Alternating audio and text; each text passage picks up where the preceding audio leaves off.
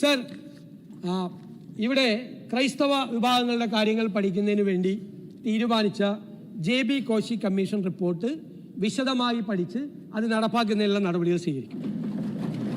Sir, വ്യവസായ IT, future technology and AI വകുപ്പിന് 100 കോടി രൂപ അധികമായി വകയിരുത്തും. സർ, അരൂരിൽ ശ്രീമതി KR ഗൗരി അമ്മയുടെ പേരിൽ സ്മാരകം പണിയാൻ 1 കോടി രൂപ വകയിരുത്തുന്നു.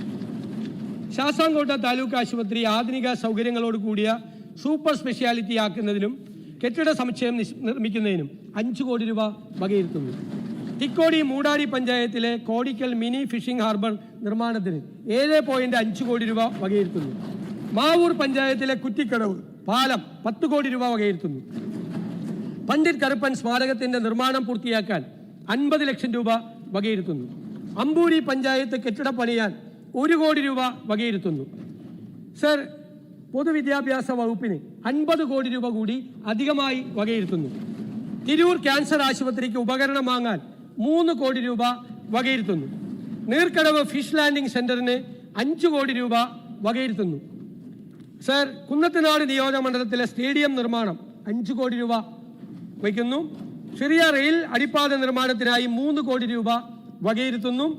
കറുകച്ചാൽ ഫയർ സ്റ്റേഷൻ നിർമ്മാണത്തിന് 1 കോടി രൂപ, വെള്ളയിൽ ഫിഷിംഗ് ഹാർബർ നവീകരണത്തിന് 2 കോടി രൂപ, കോവളം നിയോജക മണ്ഡലത്തിൽ സ്ഥലം വാങ്ങി സ്റ്റേഡിയം നിർമ്മിക്കാൻ ആവശ്യമായ 20 കോടി രൂപ, കക്കോടി പോലീസ് സ്റ്റേഷന് 2 കോടി രൂപ, കരുവട്ടൂർ FHCയെ CSC ആയി ഉയർത്താൻ 1.5 കോടി രൂപ, കാഞ്ഞിരപ്പുഴ പഞ്ചായത്ത് കാഞ്ഞിരം മുതൽ ആനമൂളി വരെയുള്ള റോഡ് 1 കോടി രൂപ, നീലിപ്പാറ മണിയൻ കിണർ റോഡ് നവീകരണം 2 കോടി രൂപ വകയിരുത്തുന്നു.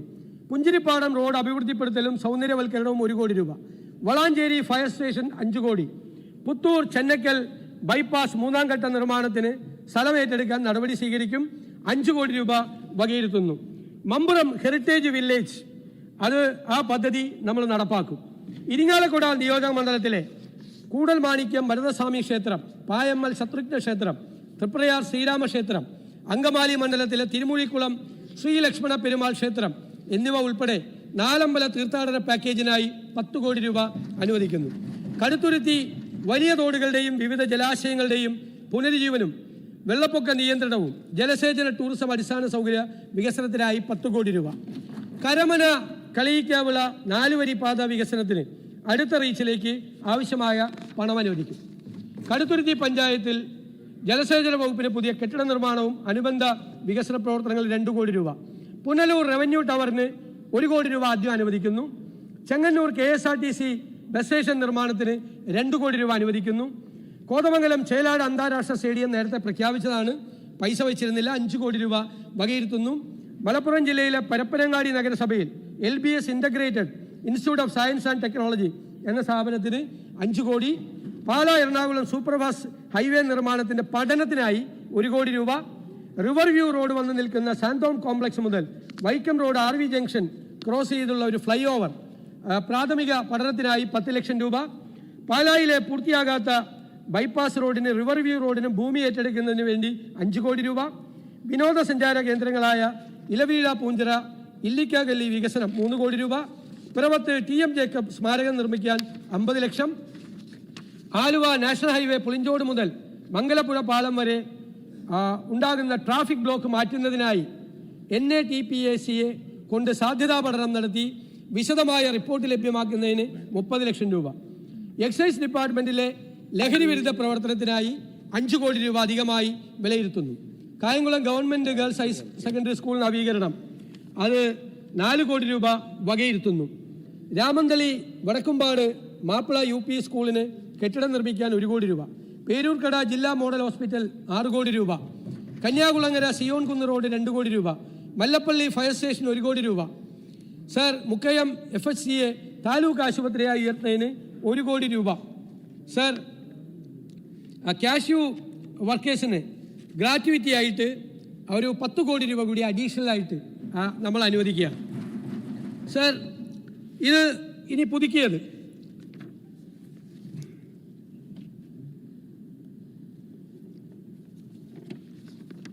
റവന്യൂ വരവ് 1,69,646.37 കോടി രൂപ.